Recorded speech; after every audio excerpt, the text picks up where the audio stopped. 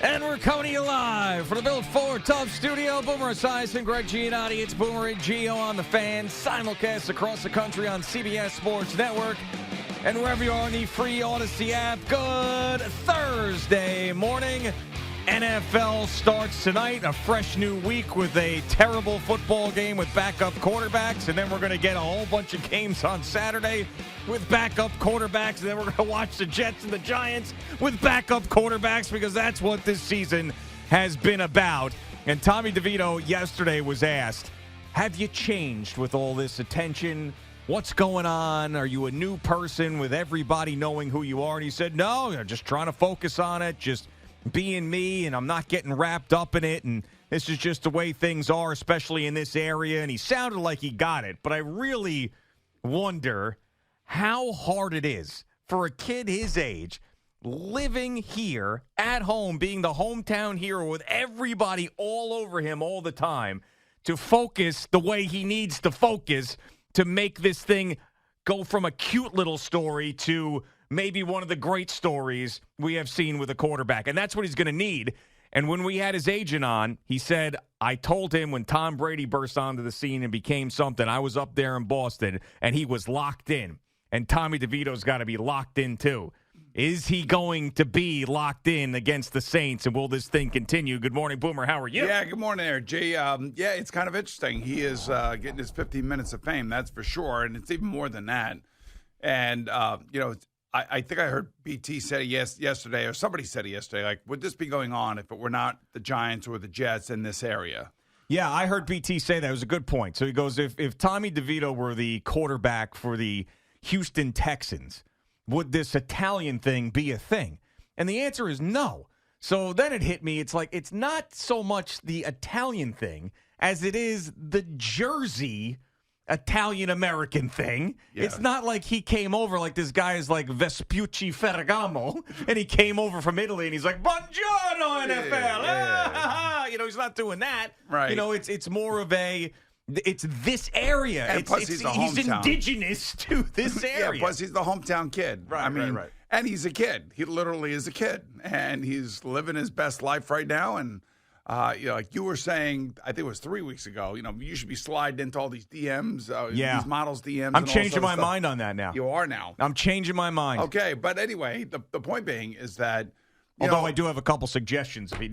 Fame is fleeting in the NFL for a number of players. And, the quarterback position is incredibly intense. It's very hard. I've always told you that.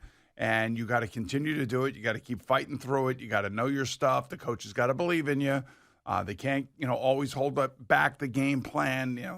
They're trying to give him what he does well and what he does best. That's the great aspect of coaching. You try to put the kid in the best possible position to be successful. And, the more games you play, the more you see, the more people see you on tape, the more then they can tailor their defense to some of the things that you have shown a propensity to do on tape. That's why that's such an important thing when now all of a sudden they have 3.5 games worth of tape on him, and they can look at him and say, okay, when he breaks the pocket, this is what he likes to do. This is, if he's going to drop back and we're playing man coverage, he's going to take off and run. All these little things that they'll be able to figure out and try to work into their game plan to try to make his life a little bit more difficult. Yeah, and I think that the point that I continue to make is people are expecting him to fall off the face of the earth because of the things that you're talking about. All right, there's more tape on him. The longer he plays, the more he can get exposed. He's an undrafted rookie free agent, all of these things. But what if he gets better? There have been guys who have gotten better. And I know it's few and far between, and generally when you have a third-string quarterback play, if he plays well, it doesn't last very long. But there have been guys like Tom Brady, there have been guys like Brock Purdy who have gotten better, who were good right away and then continued to grow and get better. And I think Tommy DeVito also has the head coach to help him do that. But you experienced coming home and playing at home. Now, it's a little different than Tommy DeVito because I was 32. And you went to a Super Bowl. You were a national name at that point. So it wasn't like people all of a sudden found out about who you were. But, I mean, playing at home is a different deal. And I remember talking to Neil Walker, who was a Pittsburgh Pirate at the time, came here to play with the Mets. He was the hometown kid, went to Pine Richland High School out there. Everybody knew who he was. And then he was the second baseman for the Pirates, and he was an all-star. and it was just overwhelming. It's like everybody needed something from him. He was just the Pittsburgh kid. He's our guy, and it's great, and it's a great story. But there's things you have to deal with when you are home that you don't have to deal with if you're the quarterback of, the Denver Broncos. Or the Cincinnati Bengals, for that matter. Exactly, yeah. Right, so I remember when Vinny Testaverde did come here, and I think I was retired by that time. I told Vinny, I said, the biggest problem you're going to have is not that you're playing at home. It's going to be, the people around you who may hear people criticize you, or if you have a bad game, somebody may say something. And those people are going to go to great lengths to protect you because they love you and they want to support you, but they're also going to be bringing it to you. So if they read something that they believe is negative in the newspaper, or they hear something on this radio station back in the day, they would tell you about it. You know what I mean? Yeah, and he hasn't experienced that yet. No, Tommy DeVito hasn't experienced that. Eventually, that will get to a point where, there'll be the detractors. You know what I mean? That's just going to happen. It's just going to be a natural kind of progression to that point. If he's not going to play every game great, they're not going to win every game. Yeah. So there are going to be games where he's not going to play well and they're going to lose. And then you just got to wonder, is Brian Daboll believe that this is a legitimate future for the Giants, or is this just a short kind of like microburst of success that they're having, due in large part to how well their defense is playing and the fact that he's not turning the ball over? Yeah, and I think this is the perfect type of game next for Tommy DeVito. It's almost like it's a video game, and you go up to the next level, and the next level is a little bit harder. And it's not the hardest yet. It's not the one where you topple the whatever the monster is at the end, which is the Philadelphia Eagles. But it's the next level up, which is you're playing a team in their building, in a dome, with a loud fan base that is in the playoff hunt and needs to win a game and is desperate. And you have to go in there and beat them in their building. Yeah, and I think the Saints are probably around 12th or 13th in defense. So this is not like a bottom third defense. This is a top two-third defense. And their defense has been a little bit of a problem, but it's really been their offense that has been unable to score and put up a lot of points consistently that has cost them games. And that's maybe where the Giant defense comes in here again, and maybe they can get after Derek Carr and they can force him into mistakes, or a bad throw on third down that forces a field goal. So that's the kind of season that the Saints have had. I think they've had one or two reasonably decent offensive days, and everything else has been a slogfest. So, maybe the Giants catch a little lightning in a bottle from their defensive side and take some of the pressure off of Tommy.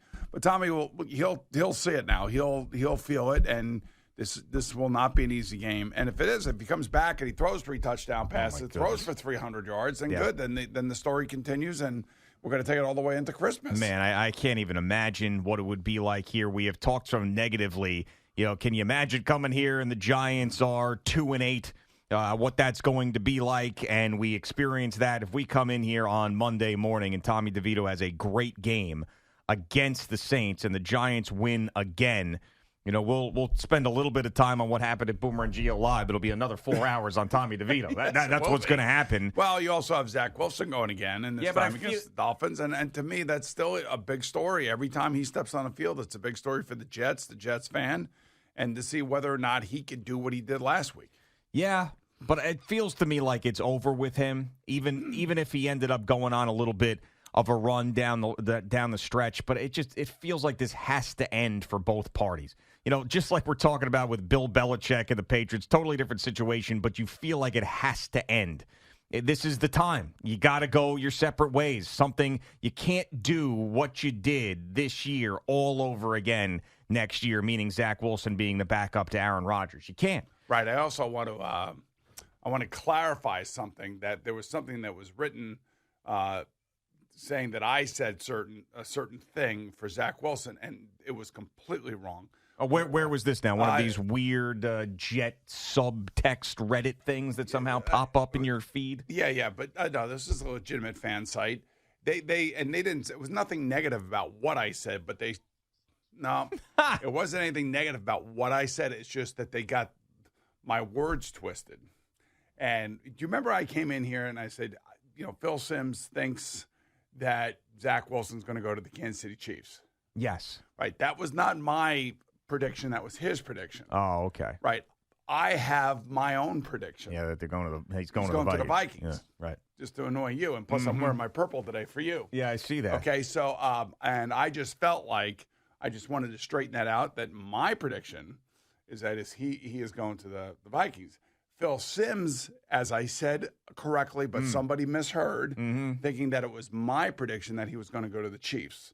Phil thinks he would be better off going to the Chiefs. Well, one thing you're agreeing on is that he's not going to be a New York Jet. Right, we both feel that way, yes. So that's why it's different with Zach Wilson and continuing to play. And, yeah, it is still a story, but I think the bigger story is Aaron Rodgers going to force his way onto the field next week with the Washington Commanders? Because then once that's gone, the window is closed, and you're not going to see him. And I still am not fully convinced that he's not going to go out and try to do it just to say that he did it. All right, so you're telling me that you think – I don't. Hold on. See, now you're twisting my words. All right. I don't want to twist your words. I don't think he should.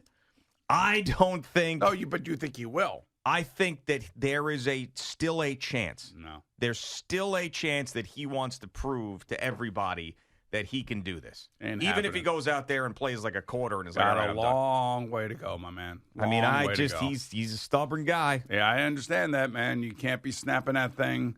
So much is thing. By the way, so much is riding on this. Yeah. That if the Jets had gotten to the playoffs and maybe they somehow got to the end of January, maybe then I could see that happening, but not in the month of December. And the fact that the Jets are not going to the playoffs. Like if Zach Wilson plays well again, do you really think the conversation continues about him remaining a New York Jet? Because I don't think – I think what it does is like maybe his trade value goes up a little bit. He can't be here. Yeah, the Vikings can't have him here. Vikings will give a third-round pick. Oh, my God, stop. Please. I want to see exactly where this was written because I get a kick out of you somehow get these things sent to you or whatever, and it's like some site that's like the biggest fakakta site in the world. It's not a fakakta site. It's like jetsfakakta.org. It wasn't like they said anything negative about me. It's just that they said Boomer has a – prediction for Zach Wilson that he's going to Kansas City. And I was like, no, that's Phil's. I brought that to the show because that was Phil's prediction. My prediction, he's going to Minnesota. Yeah, it's actually Odyssey. Who put it at? Well, there you go. Boomer could see Zach Wilson being traded to the Chiefs. It's our own website. Oh, okay, well, they're wrong then. That's where it is. But in the body of the thing, it says that he believes Phil Simms believes. Yeah, Boomer believes. You're wrong. Boomer believes. You're Phil wrong. Simms believes. And then there was another one. Cougar Nation? Cougar Board. That would be BYU, right? Cougar Board. It's not the Cougar that you think. It's the Cougars of BYU. Yeah. So Cougar Board. Yeah. Well, you know what? I'm sure you're popular on multiple Cougar boards. Yeah, okay. Cougar Board. Okay. All right. There's a link to this now. And, now it goes to NJ.com. Ooh. So that's a legit place. Okay. That's from Jimmy Haskup of NJ.com. What does Jimmy Haskup say? He's going to end. Wow, yeah, this is they screwed this one up, but they say per Odyssey in this, so they're just ripping off Odyssey. Everybody's ripping off Odyssey stuff. So it says he's going to end up in Kansas City with Andy Reid, Esiason said on Monday on WFAN. Andy Reid's going to pick him up, take him off the scrap heap, and turn him into a quarterback. In the eyes of Phil Simms. Yeah, there you go. So I think that Kevin O'Connell's going to take him off the scrap heap and turn him into a quarterback in Minnesota. You know, something very interesting. Uh-oh. That now I'm agreeing with Phil. Oh. Mormon connection. Yeah, I understand that, yes. Mormon spot. Mormon spot. Latter-day Saints spot. Okay. Huh? All right. Huh? Okay. Don't you think that's the thing? Like, didn't Frank get all his Jesus friends together down there in Carolina? I don't know. Didn't he? I'm sure he had a few of them. Sure, he had a few of those that are like-minded. Yes. And then David Tepper fired all the Jesus guys. Isn't that what happened? I don't know. Wouldn't it be nice that if you had a job, you'd want some like-minded people around you? Right. Sure. To support what you're doing. Yeah. So not all like-minded. I think you got to have a different group and a diverse group of people. Yes. I don't want this to come across as I'm criticizing that. What I'm just saying is I'm projecting now forward. If there was that going on in Carolina, maybe you got the Mormon spot. So if Bryce Young was like as you call it, a Jesus spot guy, Yeah. then that would make sense. Okay. But I that's Interesting. And then the Mormon spot guy. Now, I mean, like you got this whole religion thing down. Well, think about it. I mean, that would be a great thing. And Nick Foles and Frank got along really well. Jesus spot, same thing. Carson Wentz. The Mormon thing could work. I mean, It could. I guess so. Like, what would happen if like Rob Saleh wanted a certain quarterback? What do you mean? Would it be a Muslim spot? Yeah, if the guy was Muslim, yeah. I guess mean, so, if the right? quarterback came into the league and was Muslim, Right. and then they said they're going to trade for Like him, me, I could see that, sure. Like I'd want an Episcopalian. Yeah. Yeah, I would. Okay. All right. And me and Eddie would get right. Me and Eddie would get the atheist quarterback when we'd run our NFL team. Okay. It'd be great. It'd be awesome. It's all like-minded people. Yeah. There you go. So that's fine. Isn't that fine? I mean, if you're Zach Wilson, you're trying to get a nice little landing spot somewhere. Landing spot. Andy Reid is that he's like a human couch. You know, he's just a nice, comfortable place to land. So it's a possibility. But don't you want to play? I mean, you're not playing if you go there. Yeah, whatever. And how much more? If I'm Zach, I don't want to play. I mean, they had a Hall of Fame quarterback come here teach him how to be a quarterback. I mean, and now he's going to go there and learn how to be a quarterback there. Listen, he should go to Kansas City. He should stay away from Minnesota. Kevin O'Connell, he's not a Mormon. Andy Reid's a Mormon. You sure Kevin O'Connell's not a Mormon? I'm pretty sure. I don't know. I just don't want him in Minnesota. Just get him to Kansas City somehow. Imagine he goes to Kansas City and Patrick Mahomes gets hurt 4 plays in. I mean, that's another thing. Pops his Achilles. Yeah, Taylor Swift's not going to the games anymore. I'll tell you that much. Are you looking up to see if Kevin O'Connell, what his religious beliefs are? Yeah, does it pop up on Wikipedia? No, it does not. Seventh-day Adventist. Yeah. All right. Well, Zach Wilson, no matter what he does the rest of the season, can't end up back in a Jets uniform next year is really the bottom line of this conversation. By the way, Kevin O'Connell ran a 4.51 40-yard dash at the combine. That's pretty good. I wonder how big his hands are. Hey, man, he made it in the NFL for a while. He was with the Jets as a third stringer. So, yeah. And now he's out there doing a decent job coaching. And Zach Taylor right off the Sean McVay. That's right. coaching Wagon, path, whatever. Yeah.